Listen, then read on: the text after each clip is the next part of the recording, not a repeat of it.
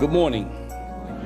This is the day that God has made, and we shall rejoice and be glad in it. 70 years ago, December the 1st, 1955, Mrs. Rosa Parks refused to give up her seat, and in doing so sparked a movement. It was a Thursday evening when a 42-year-old seamstress named Rosa Parks boarded a segregated bus right here in the city of Montgomery, Alabama. She was on her way home from work at the Montgomery Fair department store, about 5 miles from her apartment. It seemed like an ordinary day in a segregated world. At around 6 o'clock in the evening, tired from a long day's work, she boarded the bus for her return trip home. Mrs. Parks was a faithful churchgoer, a devoted member of St. Paul African Methodist Episcopal Church, where the Reverend Dr. Agnes Lover presently serves as the pastor right here in this city. She was humble, soft-spoken, steady and strong, a salt of the earth kind of person. But on that day, she refused to give up her seat.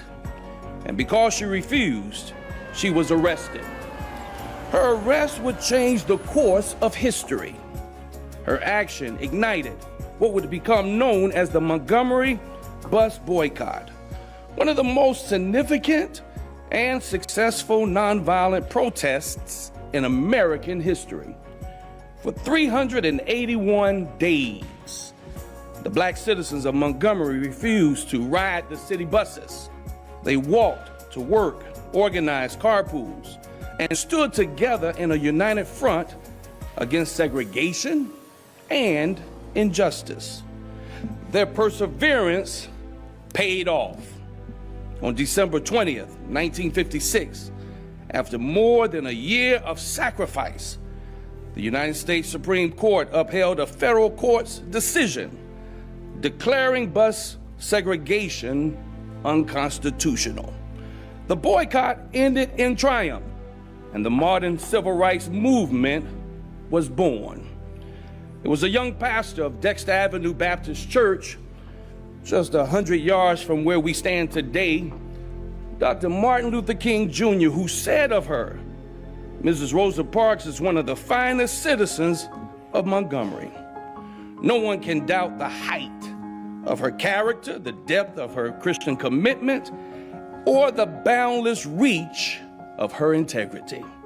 Rosa Parks was a fine Christian woman, unassuming yet unwavering.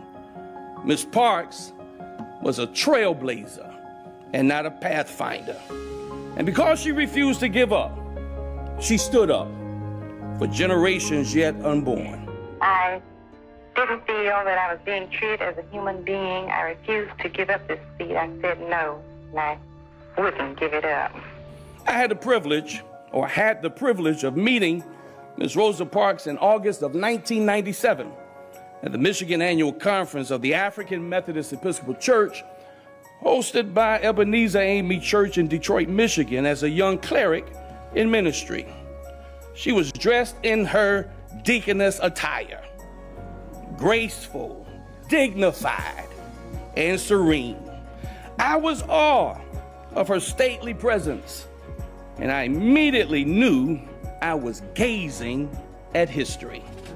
So today, on the 20th anniversary of her death, we, the members of the African Methodist Episcopal Church and all of humanity, are grateful for that one single act of quiet courage that changed the way we see justice, equality, and freedom.